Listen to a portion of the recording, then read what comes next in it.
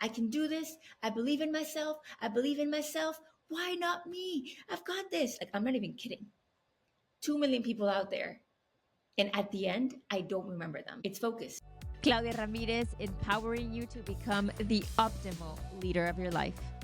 Let's turn on the Mindset Mic. Hey, welcome back to episode 5 of this free sports mindset coaching course for athletes.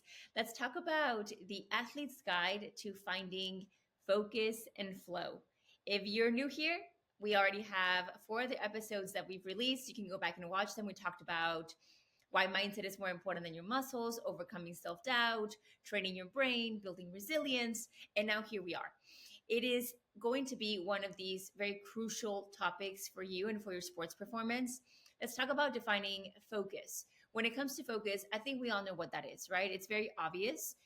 It's quieting everything around you. You're thinking about bowling before they do the thing. You're talking about before serving and it's crazy crowds and these people are looking so focused. It's before a free throw. It's that moment of it's just me and this that I am going for.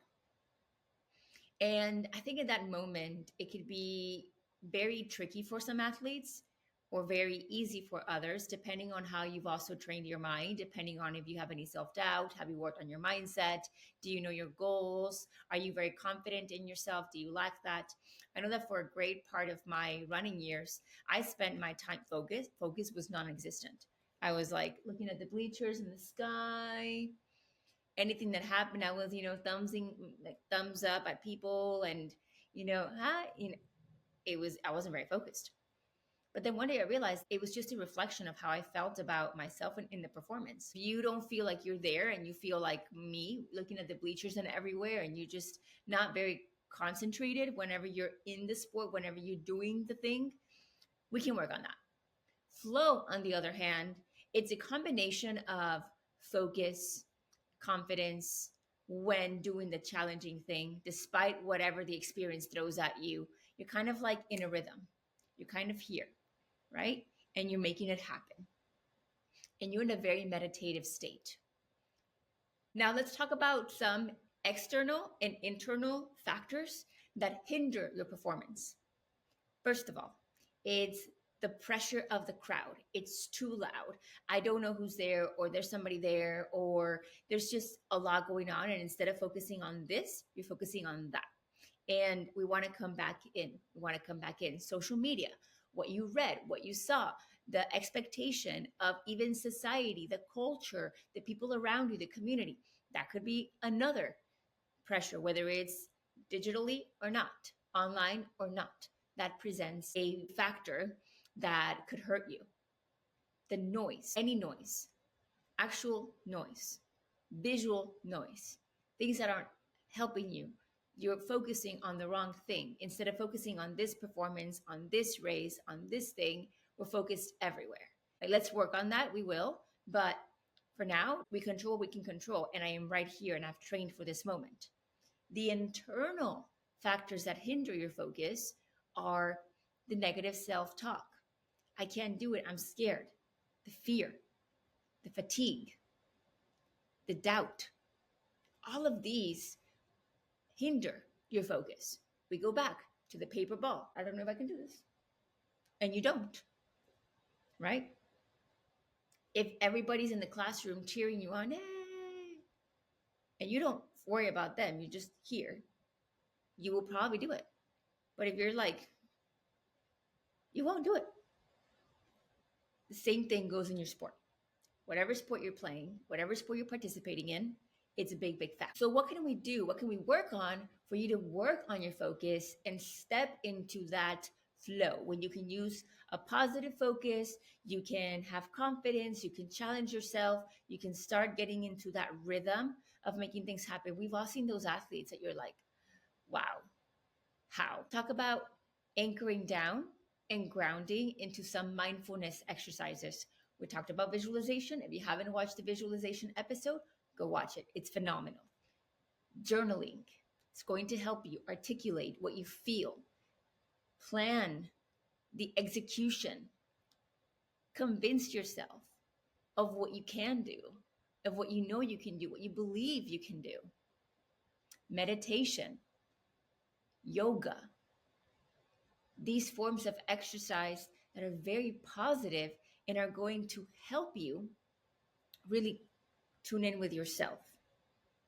What happens is that when we are looking at the external noise, looking at it, hearing it, we're connected here.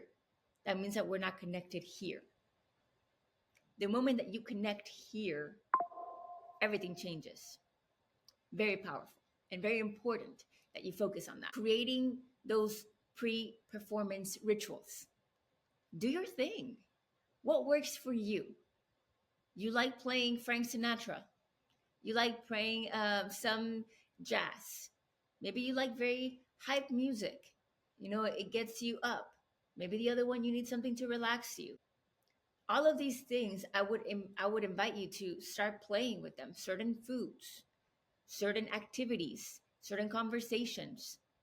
And that is going to help you get into that flow and that focus.